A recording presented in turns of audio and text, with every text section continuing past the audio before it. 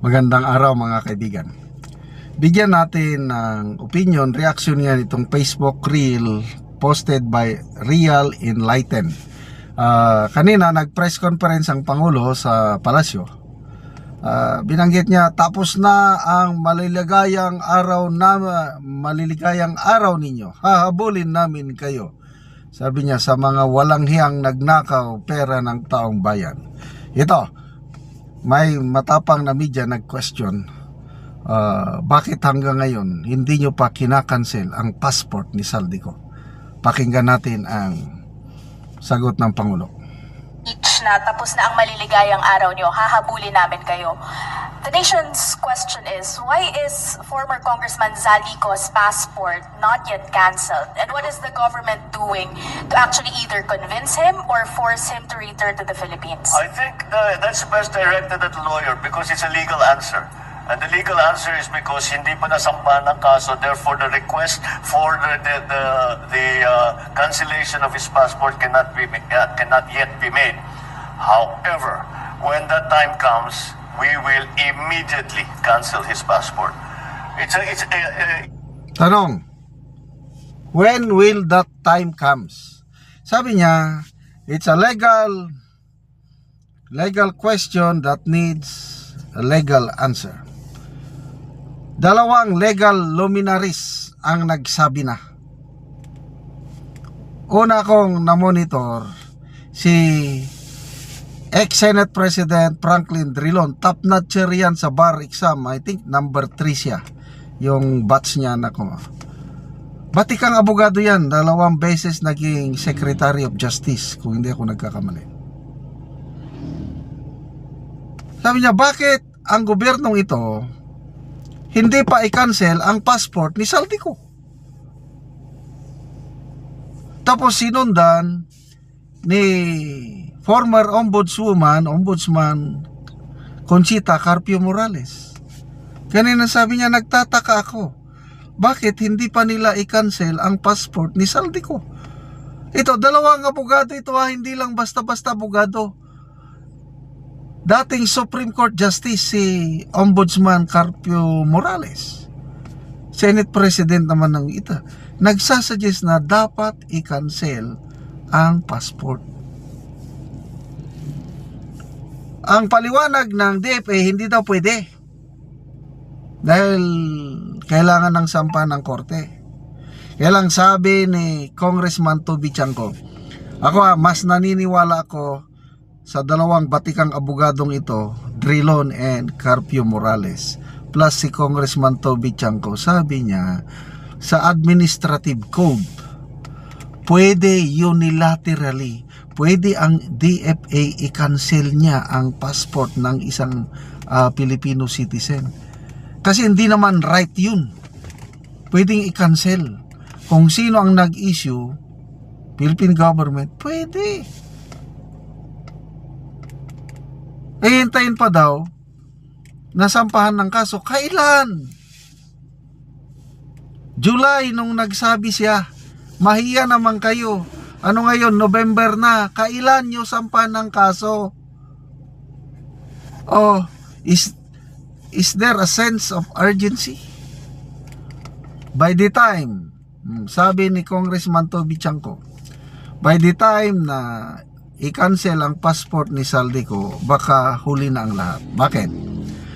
Baka time of the essence, sabi niya, baka itong si Saldico dahil maraming pera, makakuha siya ng passport niya sa isang bansa, makakuha siya ng passport or citizenship sa isang bansa na walang extradition treaty. Paano pa natin mapauwi? Mayroon na siyang ibang bansa. To me, hindi malayong mangyari yan.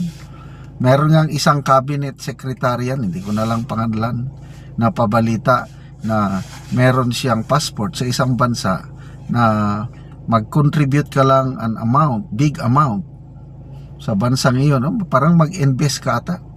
Mag-invest dahil may pera ka, mag-invest ka ng mag-invest, yun, mabibigyan ka ng citizenship, makakuha. May pera si Saldico, baka ganon din ang ginagawa niya. by the time na sinampahan ng kaso, cancel ang passport, hayahay na si Saldico dahil wala akong magagawa, nandito ako. Citizen ako ng bansang ito. Wala namang extradition treaty. Di, ligtas si Saldico. Kung ligtas si Saldico, ligtas din ang iba. Tinanong pa ng media, ipatuloy natin ang tanong ng media. I'm not a lawyer, so I'm not the best person to explain it. But that's the procedure. You have to give grounds for the cancellation of the passport, and those grounds will be based on the cases that will be filed against him. Sir, just a follow-up question on that point.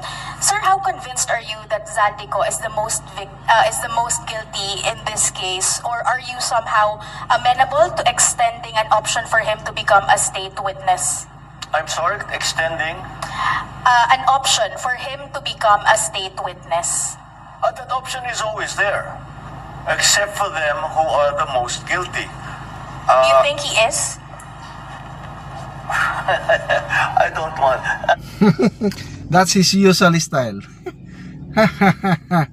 Is he the most guilty? Kung ako, hindi. May most guilty pa sa kanya. Hindi po, we were not born yesterday. Hindi magagawa ni Saldico yung mga ginawa niya without clearance, without approval ng nakakataas sa kanya. Ano yung sabi ni Bibi Sara? 2 tao lang ang nagkokontrol ng budget ng Pilipinas. Alam nyo na yun kung sino yun. Kaya, kung wala dito si Saldico, safety yung amo niya. Walang magbubuking sa kanya. Walang So, ito bang administrasyon is talagang determinado na mapanagot ang mga mastermind? It's a matter of public perception. Kung ako ang tatanungin nyo, hindi ako naniniwala. Ang target lang ng administrasyong ito is masave ang kanilang mukha dahil bumubulusok na ang ekonomiya. Lahat ng antas ng gobyerno, stock market, economic growth, pabagsak, peso, pabagsak ng pabagsak dahil sa issue ng korupsyon ito, dahil sa bad governance issue. Gusto lang nilang ma-arrest yun, hoping na mabawi nila ang tiwala ng market, ng foreign investors at ng taong bayan. Kaya ginagawa nila ito. Kailan, kung hindi nila seryosohin, I'm sorry, wala silang talagang ang tiwala ng taong bayan, tiwala ng market, investors, hindi na babalik. Salamat mga kaibigan sa inyong pagsubaybay sa ating channel. Nakakatulong kayo ng malaki sa tribong Talanding ng Bukidnon dahil ang income natin sa channel nito, pantulong po sa tribo. Sa ngayon, namimigay tayo ng libreng yero at pako para makapagpatayo itong tribo ng mas maayos na tirahan. Panoorin niyo ang video na ito.